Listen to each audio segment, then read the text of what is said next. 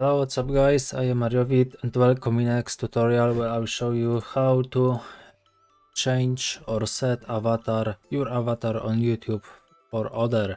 I will show you two methods how to do it.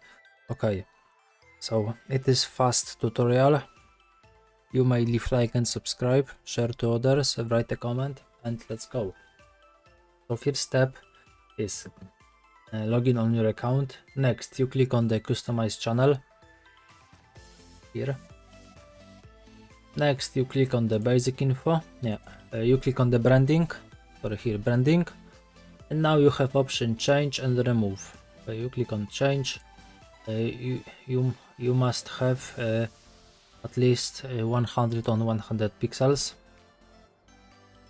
Okay, you must remember. Okay, and now you may change on this which you need.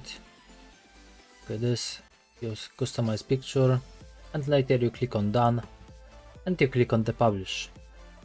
Okay, and that's all. And second method is this, that you right here, and here you have edit profile picture. You click on this and also you have here change. Okay, that's all. So thanks for watching. You may leave like and subscribe, share to others, write a comment. Bye bye and see you next time. Other tutorials.